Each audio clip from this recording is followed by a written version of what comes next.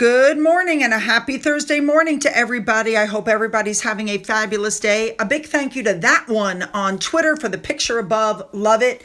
Now, this is a compilation video, so there's like 4 or 5 different stories, but I've put them all in there. We're going to cover them all. So let's jump in and cover what we have, shall we? Let's go.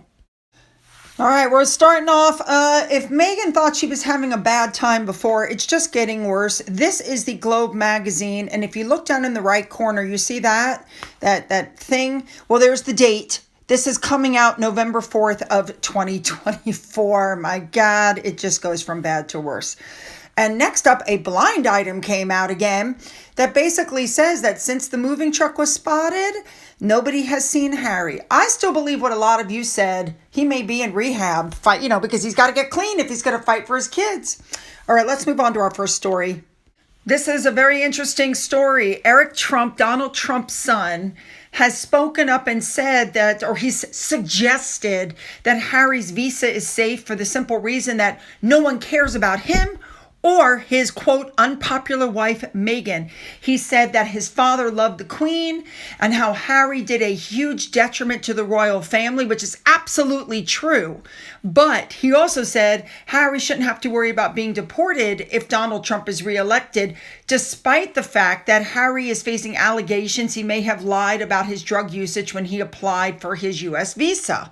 Now I'm quoting, he said, "My father loved the Queen, and I think the monarchy is an incredibly beautiful thing." He says, "Truthfully, I don't give a damn about Prince Harry, and I don't think the country does either." I think that's true. He continued on, "The late Queen was amazing. The way she welcomed my father with open arms was beyond." He also says that his father is very fond of King Charles and that the king previously visited Mar-a-Lago, which we know is the Trump estate in Florida. He also said that Catherine conducts herself so incredibly well and has been a rock in the next generation on the family, and that Harry let his family down when he quit the monarchy. He says, "You look at this one black sheep who doesn't exactly know where he is, led by a wife that's unpopular both here and over where you are." He says, "Harry has gone off the deep end. It's sad to watch, but people are able to differentiate between the two sides." Wow. Oh my God.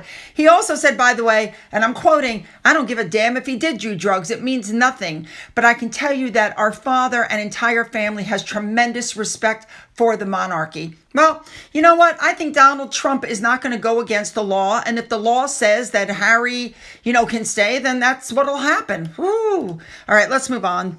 All right, this is a very small little story, but I'm going to put it out anyway. Remember when Harry and Meghan went to the Invictus Games, Vancouver Whistler? They were pushing the winter sport event. And apparently, while he was there, the CEO of the Winter Games, his name is Scott Moore. And so he said, "How should I address them when they come here?" And he was told, "Ma'am" for her and "sir" for him. Now, male members of the firm are greeted as Your Royal Highness in the first instance, and then after that, it's "sir," and then "ma'am." So don't tell me that they don't miss being part of the royal family and working royals because they're asking to be addressed as if they're still working royals. Let's not forget, it wasn't that long ago that Harry, when he stepped down, said, "Just call me Harry." Suddenly, they want to be called "sir" and "ma'am" again. Gag me. All right, moving on.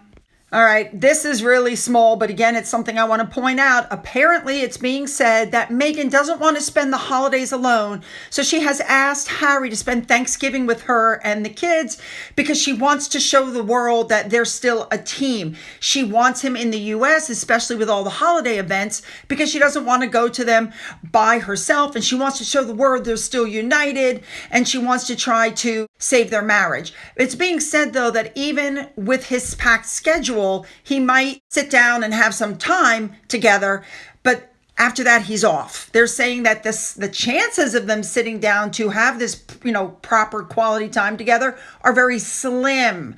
Ooh, so apparently she's asking Harry to come back so they can try to reconnect as a family. Oh my God, run, Harry, run, Harry. All right, moving on.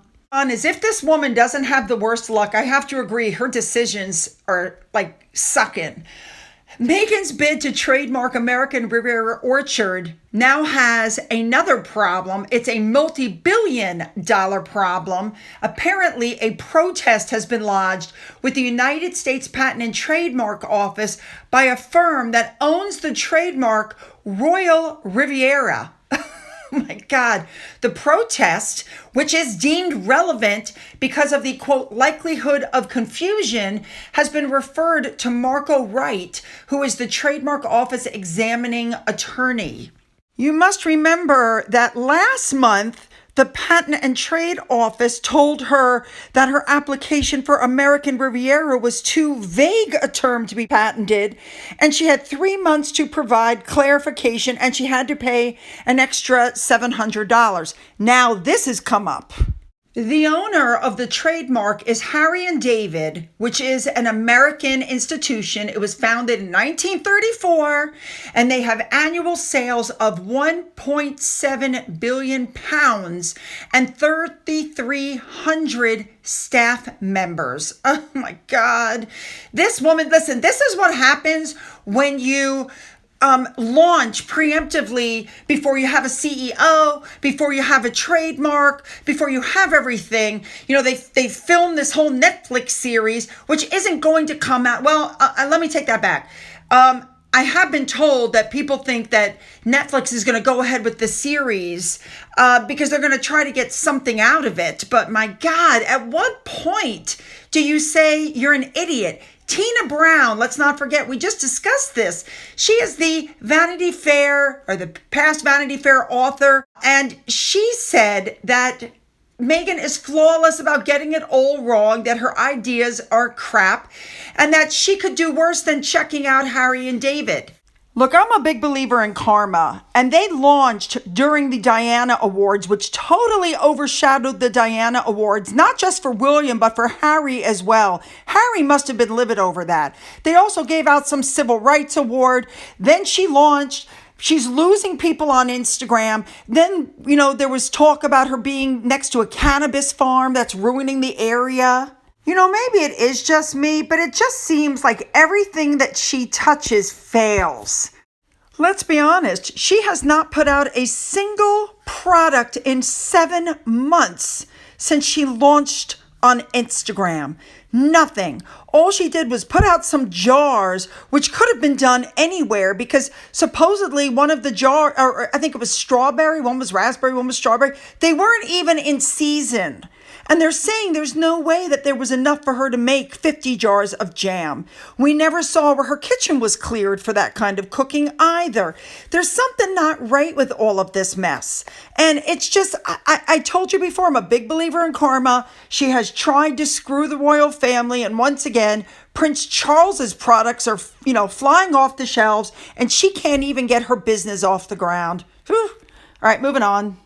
All right, next up, this article really caught my attention. These are the 5 people that Harry has had a falling out with since meeting Meghan.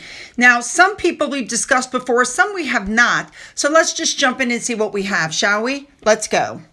Obviously, the first one is Prince William and Princess Kate. You know, they're not on speaking terms. They're as far apart as they ever were. William's priority is to look after Catherine. He's not worried about Harry at this point. So, All right, number 2. David and Victoria Beckham. We all know what happened with her making accusations, and then David was snubbed in Sydney. We all know what happened. But we also know since then, Meghan wants back in with them, and they're like, no. Number 3. Dominic West. For those of you who don't remember, he's the man who claimed that he and Harry drank champagne from a prosthetic leg. And apparently he accused Dominic of invading his privacy. Dominic told him, don't be ridiculous. And the two of them have not spoken since. Unbelievable. Number 4 is Tom Inskep. The two of them had been friends since Eton. And when Harry and Meghan's relationship was going really quickly, he told Harry, live with Meghan first before you do anything more serious. Harry, on the other hand, got really mad and decided not to invite him to the evening wedding party. And that was pretty much the end of their relationship. And for me, number 5, his own father. We know that they're not speaking while Harry sues the king's government for security. What an idiot.